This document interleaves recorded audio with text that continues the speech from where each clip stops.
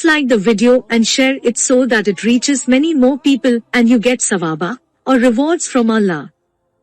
This could be a sawabe jariyah or continuous reward for you long after you are gone. Volume 4, Book 53, number 358. Narrated by Abdullah bin Az Zubair.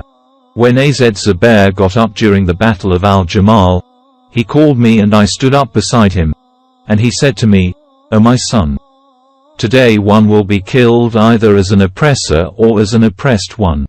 I see that I will be killed as an oppressed one. My biggest worry is my debts. Do you think, if we pay the debts, there will be something left for us from our money?" Az Zubair added, "O my son, sell our property and pay my debts." Az Zubair then willed 1/3 of his property and willed 1/3 of that portion to his sons, namely, Abdullah's sons. He said, 1/3 of the 1/3. If any property is left after the payment of the debts, 1/3 of the 1/3 of what is left is to be given to your sons.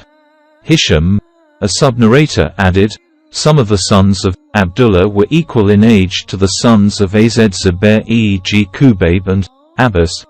Abdullah had 9 sons and 9 daughters at that time. The narrator, Abdullah, added smiley face.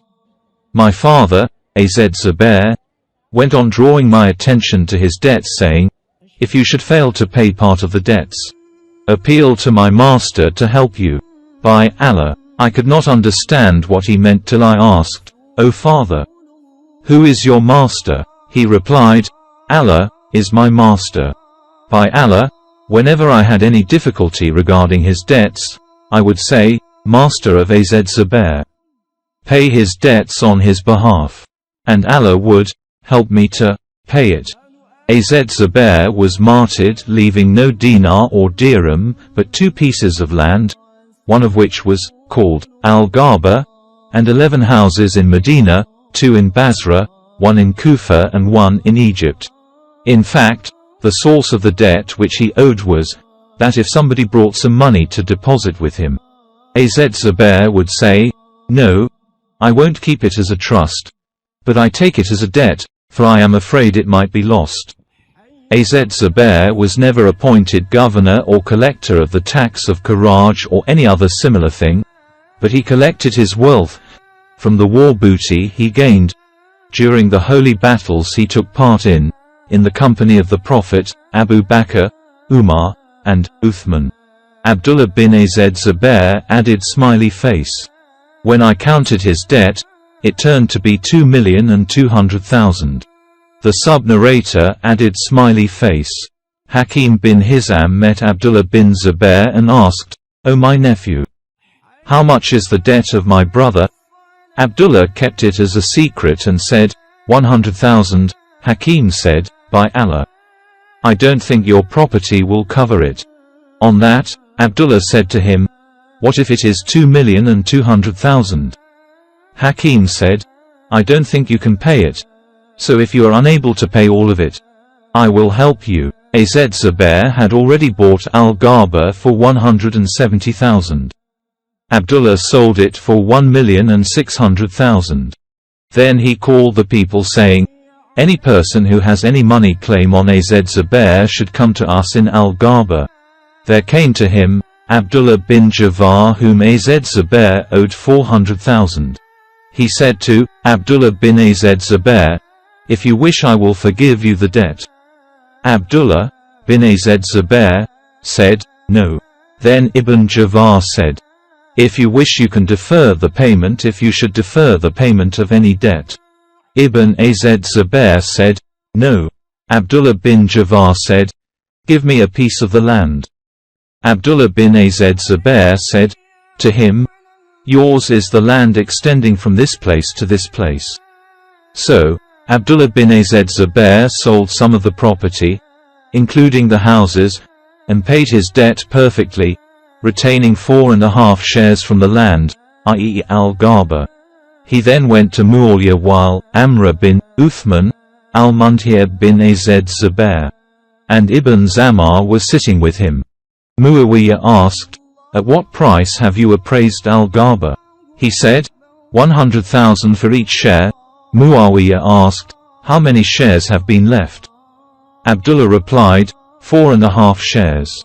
Al-Mundhir bin Az Zubair said, I would like to buy 1 share for 100,000. Amr bin Uthman said, I would like to buy 1 share for 100,000.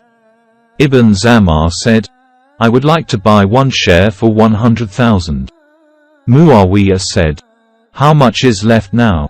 Abdullah replied, 1 share and a half. Muawiyah said, I would like to buy it for 150,000. Abdullah also sold his part to Muawiyah 600,000. When Ibn Az Zubair had paid all the debts, Az Zubair's son said to him, distribute our inheritance among us. He said, no, by Allah, I will not distribute it among you till I announce in 4 successive Hajj seasons, would those who have money claims on Az Zubair come so that we may pay them their debt.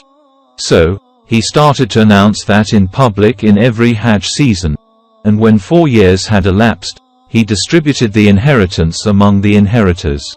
Az Zubair had 4 wives, and after the 1/3 of his property was excluded, according to the will, each of his wives received 1,200,000. So the total amount of his property was 50,200,000. Volume 4, Book 53, number 359. Narrated by Ibn Umar. Uthman did not join the Badr battle because he was married to one of the daughters of Allah's apostle and she was ill. So, the Prophet said to him, you will get a reward and a share from the war booty, similar to the reward and the share of one who has taken part in the Badr battle. Volume 4, Book 53, number 360. Narrated by Marwan bin al-Hakim and Miswar bin Makrama. When the Hawazin delegation came to Allah's apostle after they had embraced Islam and requested him to return their properties and war prisoners to them, Allah's apostle said, to me the best talk is the truest, so you may choose either of 2 things, the war prisoners or the wealth, for I have delayed their distribution. Allah's apostle had waited for them for over 10 days when he returned from Taif. So, when those people came to know that Allah's apostle was not going to return to them, except one of the 2 things they said, we choose our war prisoners, Allah's apostle stood up amongst the Muslims, and after glorifying Allah as he deserved, he said, now then, these brothers of yours have come to us with repentance, and I see it logical that I should return their captives to them, so whoever of you likes to do that as a favor then he can do it, and whoever amongst you likes to stick to his share, let him give up his prisoners and we will compensate him from the very first fight, i.e. war booty received without fight, which Allah will give us. On that, all the people said, O Allah's apostles, we have agreed willingly to do so, return the captives. Then Allah's apostle said to them, I do not know who amongst you has agreed to this and who has not. You should return and let your leaders inform me of your agreement.